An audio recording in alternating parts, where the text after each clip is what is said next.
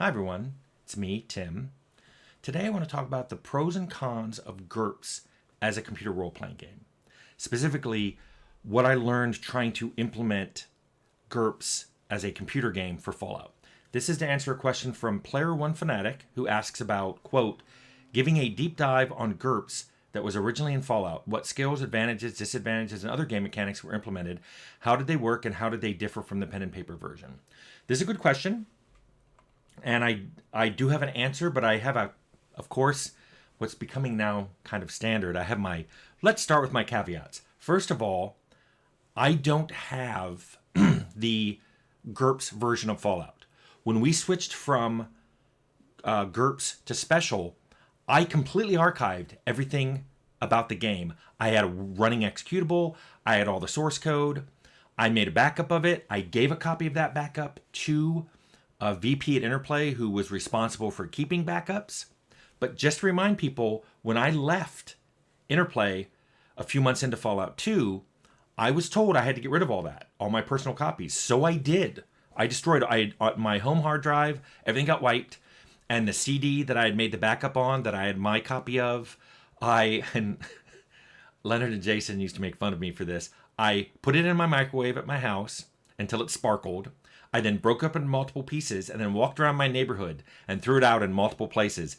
2 different parks and a dumpster behind my grocery store all got pieces of the CD-ROM that was a backup of all this.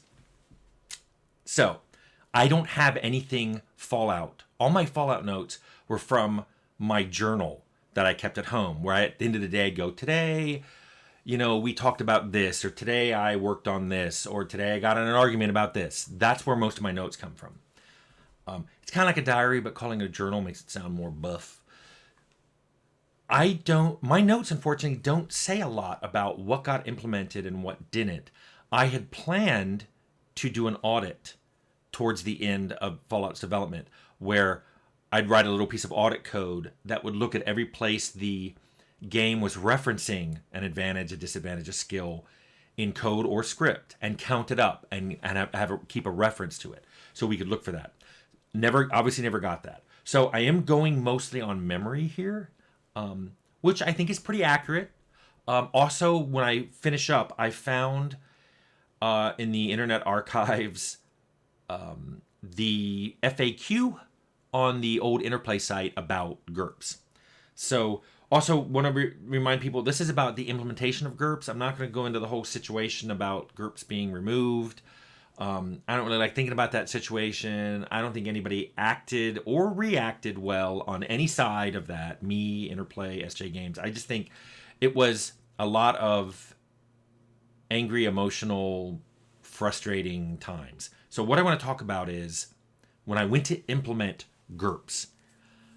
How was that? And if you remember, I had a video where I talked about making a GURPS character generator, where you could, an editor, where you could put together a GURPS character, which meant I had to already code attributes, skills, advantages, disadvantages into a library. That became my GURPS library. It was used by the character editor, it was used by the game. So one of the huge advantages of GURPS was, I already knew it really well. I had started playing it in grad school. So by the time we started implementing GURPS, I had already been playing it for probably 5 or 6 years, probably close to 7 years. I'd been playing it regularly, like at least once a week. I had played it with people at Interplay too. So not only was it a system that was well known for me, because I had made the GURPS character editor program, it was already well defined, the problem space of getting these things implemented. I already had something that controlled making a character. What I needed to do now was implement that in the game. And let me just tell you that GURPS, more than a lot of other tabletop RPGs, I'm looking at you, D&D, seemed well designed for computers, meaning that it was easy to define structures for things like skills and advantages and disadvantages, because they were well defined in the game. This is what a skill is. This is what attribute it defaults to, or other skill it defaults to. This is how it works. There were even, under some skills and just game mechanics, I seem to remember the rules for being damaged or whatever, it looked like case statements from a big switch statement. It looked that well thought out, like somebody logical already walked through GURPS and when it was written as a tabletop RPG and laid everything out in a really nice way, as opposed to the D&D books, which were filled with here's a rule and then here's an exception to the rule and here's an exception to the exception, and oh, by the way, this gets overridden all the time. I think I told you the number of times it was like, here's a sleep spell. By the way, sleep doesn't work on elves. But then you go to a module and it goes, a sleep gas gets released that works just like the sleep spell, except this does work on elves. And it's like, So GURPS didn't have that. That was a huge plus to implementing it. Coding GURPS was soothing to my programmer brain. So let's talk about some of the cons, though. GURPS was not very well known. So almost everyone on my team, I had to teach GURPS.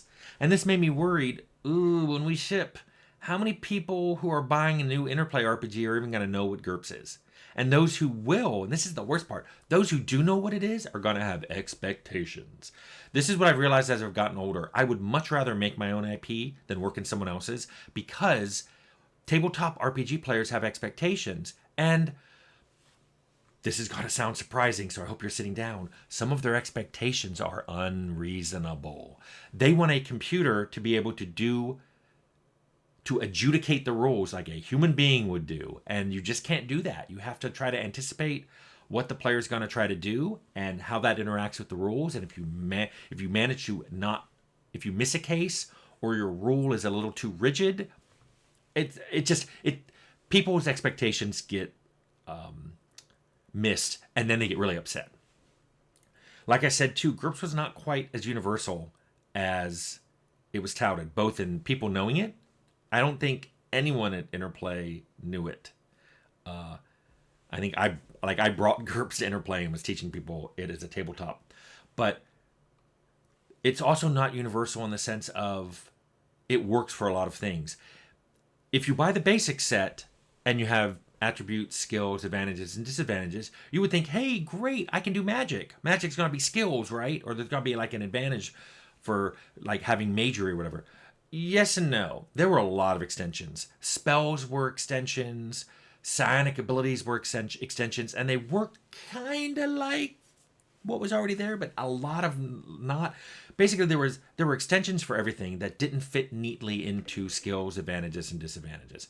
So that meant that when you went to code something like that, it was unique. It required unique code, which is why we tried to avoid stuff like that in Fallout. Didn't want magic, didn't want psionics, didn't want those things. I just wanted, this is the joke in-house, I just wanted the basic set. Another problem I had with GURPS that you really notice when it's a computer RPG is how health, and specifically within combat, how that pacing goes. I know I've said this somewhere before, I don't remember, but in D&D, because you have a lot of hit points, combat tends to go like this, at least after first level. In first level, you can still, with a mage who has a D4, they're like, I'm fine, I'm dead. But in D&D, what it usually goes like this is you enter combat, you get hit, you're like, oh my goodness, this thing's hitting for a lot. You get hit again. You're like, this is bad, I need a heal, I'm not going to survive this. You get hit again, and it's like, oh, this is bad, I can't survive another one. You get hit again, and you die. Or at the point where you didn't get that heal, you run away. That's not how GURPS worked. GURPS tended to work like this. You only had as many hit points as your health attribute. And this is, again, without any extensions. People are like, well, there were extensions for that. Yes, there are. I'm talking about the basic set. So GURPS tended to work like this because guns and basically anything high-tech, anything more than a sword, tended to do more damage than anybody would have as health. So it tended to work like this. You enter combat, dodge, block, dead. And so it went from, you look like you were fine, you were perfectly healthy, a couple things happen, and then you're dead. The pacing, the ability for the player to go, ooh, this combat may be too hard for me, is not there. Because even if the thing attacking you, if their skill was so high that you weren't dodging or your dodge skill wasn't very good, it tended to be you enter combat and boom, you're immediately knocked unconscious or dead. So that was an issue. We were already talking about fixing that with more extensions and adding in getting extra health every level, or giving you points and strongly suggesting that you buy extra health. But this was already causing some issues with playtest, because if you didn't force people to buy health, the game got quickly unplayable. So let me try to directly answer Player One Fanatic's question about what got implemented and what was different. And I'll remind you, I had planned to make an audit. I had planned to make an appendix just like Temple of Elemental Evil had, where I said, here's what got implemented, here's what didn't, and the things that got implemented, here's what was different about them. There were several things in GURPS Fallout that were very straightforward to implement. We had guns, we had spears, we had daggers or knives, swords. We had things like that were relatively easy to put in. It was, here's the attribute it defaults to, here's how it works, here's your chance of hitting, here's how much damage it does if the opponent doesn't dodge. That was pretty easy to implement. A lot of the healing rules were pretty easy to put in too. It was a very defined system with healing skills, healing items, and how they worked. Also, dialogue, using skills and dialogue. GURPS had a lot of skills you could use. I remember us talking about how we were going to work in savoir-faire. Like, where in the Fallout Wasteland we were like, I savoir-faire that NPC. We wanted to put it in, though, and then there were reaction rules to cover how NPCs reacted to this. So that was a lot of stuff that we could get implemented pretty directly. There were some things we wanted to put in, but we weren't quite sure if it was working correctly. The one I remember the most was there was a colorblind disadvantage in GURPS. We had planned, and this was something I pointed out, it was trivial to do. We were going to grayscale the game and all the user interfaces. So if you picked if your character was colorblind, you saw the game in grayscale. Actually, I believe I did it in brown scale. So it was kind of a sepia scale filter. And we were going to put in a few color-based puzzles. The one I remember was there was a bomb trap, and the way to disarm it was if you had a good dialogue skill, you could get the NPC to tell you, or if you could stealth around, there was a schematic for the bomb and a safe, and you could discover, cut the red wire. But if you're colorblind, when the interface comes up, all the wires are gray or brown or whatever. Now,